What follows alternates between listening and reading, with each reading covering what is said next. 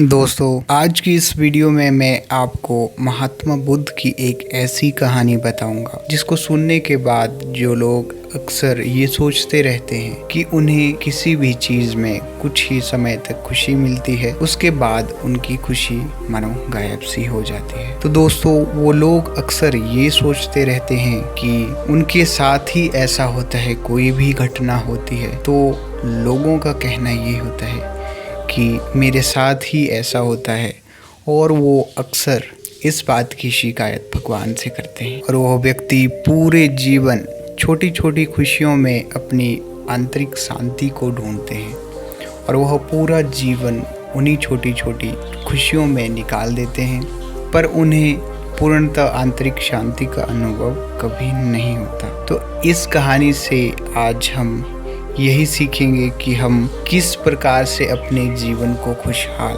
कर सकते हैं और जो हम ढूंढना चाहते हैं वो भी ढूंढ सकते हैं। तो दोस्तों, वीडियो में आगे बढ़ने से पहले मैं गुजारिश करूंगा, ऐसी ही हमारी और भी वीडियो से अपडेट रहने के लिए आप इस चैनल को सब्सक्राइब ज़रूर कर लीजिए। इससे हमें आपके लिए और मेहनत करने का मोटिवेशन मिलता है। तो चलिए कहानी में आगे बढ़ते हैं। दोस्तों, एक समय की बात है जब भगवान बुद्ध इसी धरती पर अवतरित थे। एक व्यक्ति था जिसके पास धन दौलत की कोई कमी नहीं थी और उसकी एक पत्नी और 2 बच्चे भी थे। उसके पास सब कुछ था। फिर एक दिन उस व्यक्ति के मन में भगवान को पाने की लालसा जागी।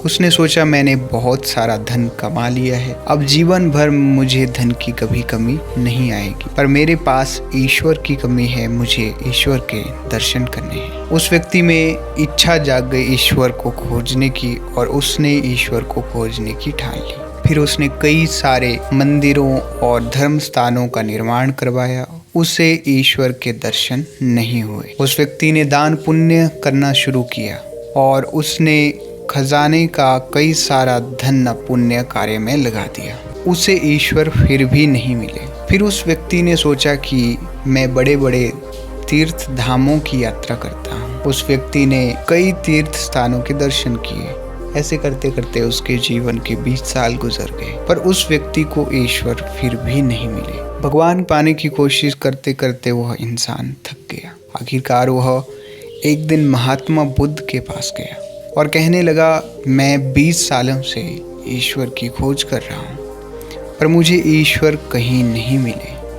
क्या मुझे ईश्वर को पाने का मार्ग दिखा सकते हैं? उस व्यक्ति की बातें सुनकर महात्मा बुद्ध जी उनसे पूछने लगे, सुनो बालक, ईश्वर को खोजना कोई बड़ी बात नहीं है, वह बहुत ही आसानी से मिल जाते हैं।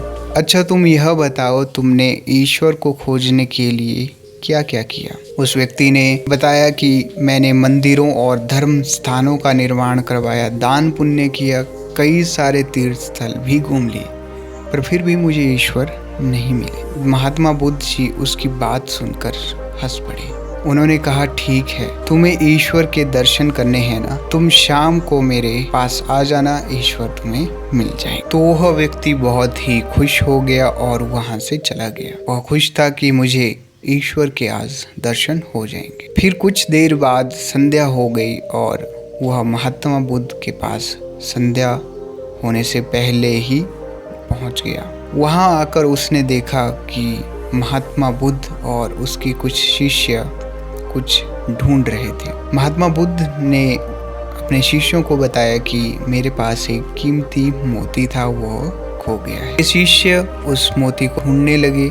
इतने में वह व्यक्ति भी वहां पहुंच गया। उसने देखा कुटिया के बाहर महात्मा बुद्ध और उसके शिष्य कुछ ढूंढ रहे हैं। उस व्यक्ति ने पास जाकर पूछा, गुरुजी, आप क्या ढूंढ रहे हैं? महात्मा बुद्ध ने बताया कि एक मेरा कीमती मोती खो गया है, हम उसे ढूंढ रहे हैं। यह सुनकर वह व्यक्ति भी उनके मोती को लगन से ढूंढने लगा। ढूंढते ढूंढते उनको रात हो गई, पर मोती कहीं नहीं मिला।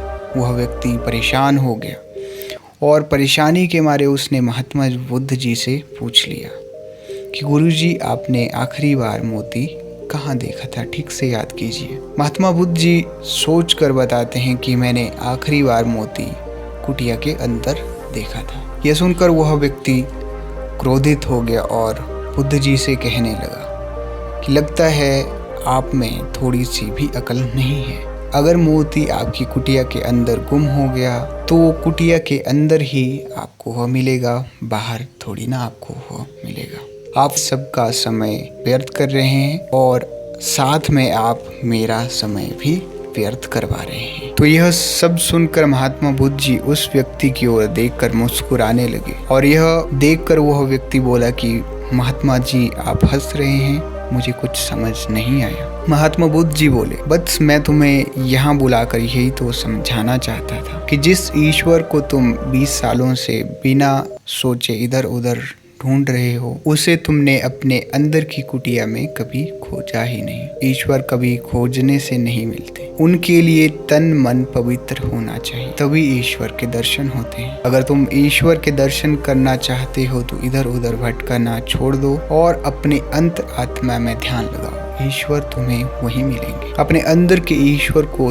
तुम देख लोगे तो हर जगह हर इंसान में तुम्हें बस ईश्वर ही दिखाई देंगे। महात्मा बुद्ध जी की अमृत भरी वाणी सुनकर वह व्यक्ति अपनी गलती का एहसास कर लेता है और बुद्ध जी के चरणों में गिरकर उनसे माफी मांगते हुए कहता है कि मैं व्यर्थ ही इधर उधर भटक रहा था, वास्तव में ईश्वर मेरे अंदर ही थे। तो दोस्तों, हमने इस कहानी से क्या सीखा? हम बहुत सी चीजों को लेकर इधर उधर भटकते रहते हैं, पर अपने आप से, अपनी अंतरात्मा से हम उस चीज के बारे में कभी बात नहीं करते। दोस्तों, हमारे अंदर बहुत ही विशाल शक्तियों का भंडार है। अगर हम उस महान ज्ञानी अंतरात्मा से पूछें तो आपको हर समस्या का समाधान आपके ही अंदर मिल जाएगा। आपको किसी भी चीज़ के लिए इधर उधर भटकने की ज़रूरत नहीं पड़ेगी। तो दोस्तों, उम्मीद करता हूँ आपको बहुत अच्छी लगी होगी यह कहानी। अगर आपको कुछ सीखने को मिला इससे तो प्लीज़ वीडियो को लाइक और शेयर ज़रूर कीजिएगा। और यदि आप फ्यूचर में भी ऐसी वीडियो के साथ अपडेट चाहते हैं तो चैनल को सब्सक्राइब कर लीजिएगा, पास में बने बेल आइकन को भी दबा लीजिएगा। इससे आने वाली वीडियो आपको सबसे पहले मिलेगी। अगर आपके मन में कोई भी ऐसा टॉपिक है जिस पे आप वीडियो चाहते हैं तो आप कमेंट सेक्शन में ज़रूर बता सकते हैं। मैं जल्द से जल्द उस टॉपिक पे वीडियो बनाने की कोशिश करूँगा। तो दोस्तों, मिलते हैं अगली वीडियो में जल्द ही। तब तक आप अपना और अपने घर वालों का ख्याल रखिए। Thank you.